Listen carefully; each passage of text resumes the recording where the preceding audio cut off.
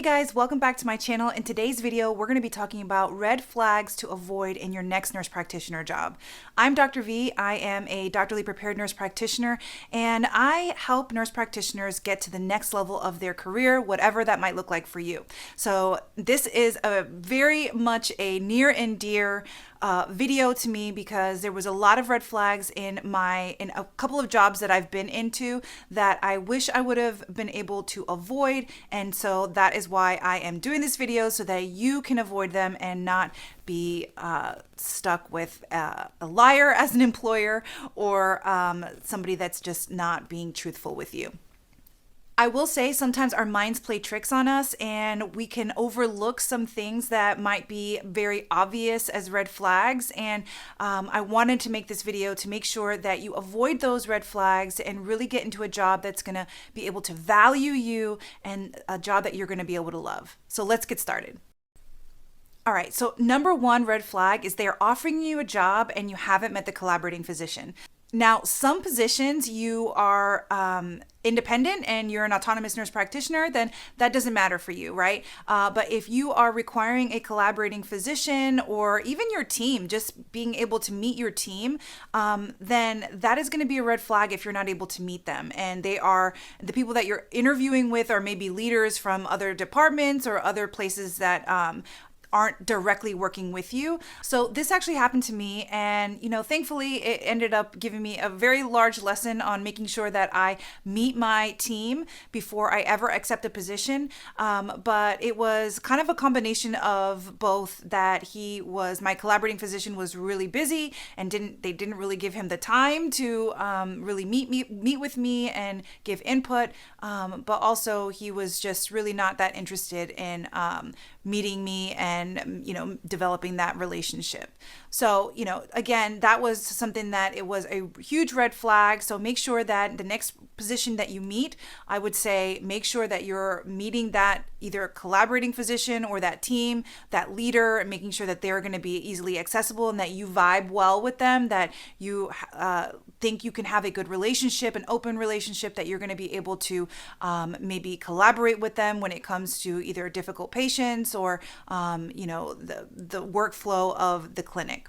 All right, red flag number two, they don't allow a shadow day. So in my first nurse practitioner job, I took a tour, but it wasn't really a shadow day. And I think that for a provider role, as a nurse practitioner, you're going to be leading a team and you really should be able to see the workflow of that team before you accept a position there. So, asking for a shadow day is not out of the question. In fact, it should be something that is mandatory for both sides, right? Because you should want to see the team, but also they are going to want to see how you work with the team and kind of like do an unofficial interview kind of. It's like an extension of your interview where it's not as like professional and stuffy. It's more kind of informal, where you're able to kind of see the behind the scenes, maybe ask some questions and get a flow to see, can I see myself working here? Do I see some red flags? And in that shadow day, I want you to look for certain things, right? How does the front staff work with the patients? How are they backed up? Do the patients look angry? Do they look like they've been waiting a while? Look in the back and make sure that the flow is good. How are the MAs supporting the assistants supporting the providers, right? How many assistants are there to those providers? So having that information and being able to see, like just even being a fly on the wall can really help you. Also being able to see if ask questions, and if you're able to be in a room with a provider while they see a patient, that's really great, because then you could see the kind of provider they are, the kind of care, the kind of thought process. All of that is going to be really important. But I can understand maybe not going into the room, but being able to at least see the workflow behind the scenes and really understanding how that process is really going to be vital to you making a decision whether this is the right fit for you.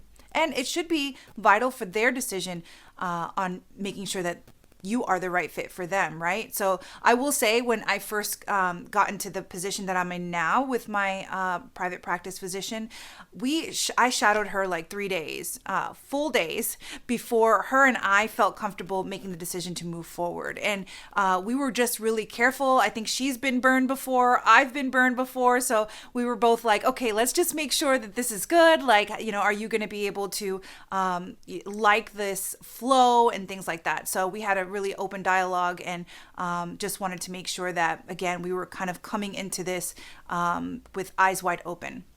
Okay, number 3, they don't have nurse practitioners on their website. Now, here's the thing.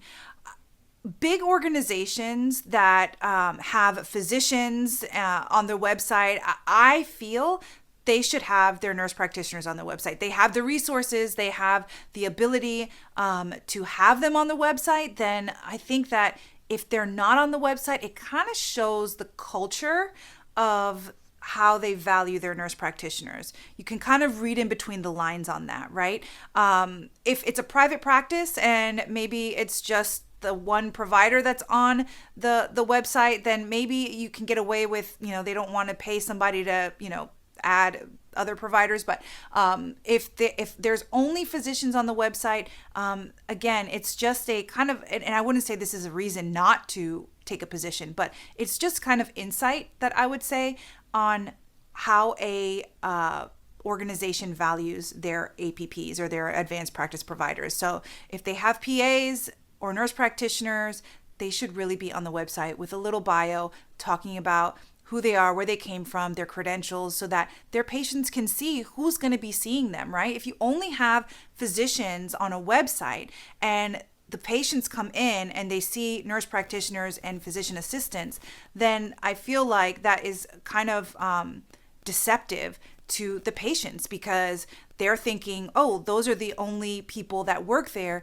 I'm going to come in and see them, when in fact they're seeing someone else. So that can lead to kind of some conflict a lot of times. So if there's a way to just kind of get some insight into that, then in your initial research, go ahead and start looking to see where their providers are, about us, things like that. Number 4, compensation is below market value and they're not willing to negotiate. This is a really big one, because if they're not able to compensate you for your value and what you bring, and they're not valuing who you are as a provider and what you can add to the practice, then they're not going to value your opinion later on when you're looking for a raise or a promotion, or if you're looking to make some process improvements. Things like that are going to be really, really difficult. And it just kind of sets the tone for how they are going to be treating their nurse practitioners and physician assistants. This is especially true if they are not willing to negotiate at all. I've seen this quite a few times where this is the salary and they are just saying, this is what we have budgeted and we're not looking to move or budge on that. And again, it just kind of shows to the value that they're bringing or that they see, and their viewpoint on nurse practitioners and physician assistants. And then it shows that you're not going to be able to grow, right? They're not going to value your voice. They're not going to value what you bring to the table. And that's just not a great place to start off in. Number 5, they give you an offer on the spot and they're desperate to hire you ASAP, meaning they're not giving you enough time to really review the offer. Hiring a new provider is time consuming and expensive. And if they are desperate to hire someone, you might want to ask yourself, why are they so desperate? What's happening that they are not taking their due diligence to really make sure that they are hiring the right person? Did a provider up and quit on them? Are they short on providers because they fired somebody? You kind of want to figure out like what the last position was and why they're hiring, so that you can kind of recognize this red flag. Either way, if they are desperate, it shows lack of proper planning and care when searching for their providers. And then that also shows, okay, well, if they're willing to hire me just like that and just really push me into a contract, then how are they going to be hiring the future growth of the organization, right? How are they going to be hiring my coworkers? And it takes a lot of time to get credentialed, and they're not properly planning for all of that time-consuming onboarding process. You might want to ask yourself also, how truthful are they going to be about the onboarding process and the training process, right? If they are so desperate to get you to start now, are they really going to give you the time you need to train and to get started? With that said, I wanted to do a whole video on credentialing and why that process takes so long. So if you want to see that video, go ahead and comment it and let me know down below, and I'll make sure that we record that next. Please know, these red flags are not all inclusive. There are so many more red flags, especially those when it comes to contracts. If you want to learn more about red flags and how to pass the interview rounds, check out my private library, which has the interview preparation course for nurse practitioners, and it has a lot of resources in there that are going to help you pass the interview rounds and turn interviews into job offers. It's going to be linked down below. That does it for this video, guys. I hope you found this helpful. Make sure to like and subscribe to this channel if you want to see more videos like this, and comment down below and let me know which red flag really stuck out to you best. See you next time.